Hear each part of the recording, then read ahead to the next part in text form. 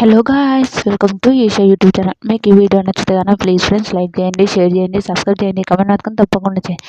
మరిన్ని వీడియోస్ కోసం నా ఛానల్ సబ్స్క్రైబ్ చేస్తారని అనుకుంటున్నాను. ప్లీజ్ ఫ్రెండ్స్ నచ్చితే సబ్స్క్రైబ్ చేసుకోండి ఫ్రెండ్స్. తనుజ ఇమాన్యుయల్ తనుజ ఇమాన్యుయల్ నామినేషన్ చేశారు.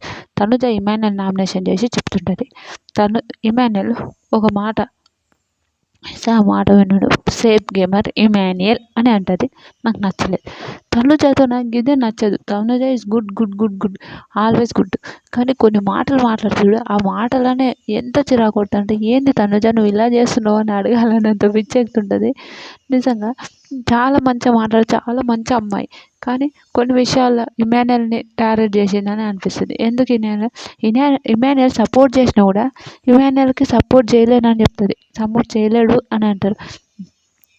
అందరూ టార్గెట్ చేసిన తనుజ నేను ఒప్పుకుంటా, కానీ ఇమాన్యుయల్ సపోర్ట్ చేసినా కూడా ఇమాన్యుయల్ని సపోర్ట్ చేయలేదు, ఇమాన్యుయల్ సపోర్ట్ చేయలేడు అంటారు. ఇమాన్యుయల్ బాగా చెప్తారు.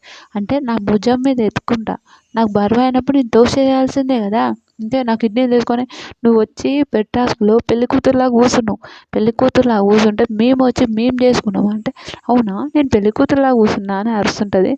అమ్మో ఘోరం అనిపించింది నాకు. ఇద్దరు బాగా గొడవడుతుంటారు. గొడవడినాక లాస్ట్కు అవతల రామ్ కూడా ఉంటాడు కాబట్టి రాముని అనేసి వీళ్ళ ఆర్గ్యుమెంట్ చూస్తే నాకైతే అబ్బా ఏమన్నా ఆర్గ్యుమెంట్ ఇద్దరు ఆర్గ్యుమెంట్స్ ఎంత అంటే హీటెడ్.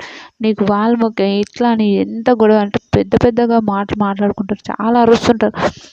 ఇద్దరికి మధ్యలో పడట్లేదు. మీకేమనిపించింది? వీళ్ళిద్దరు ఆర్గ్యుమెంట్లో ఎవరు కరెక్ట్ అనిపించిందో ప్లీజ్ కమెంట్ చేయండి. బాయ్.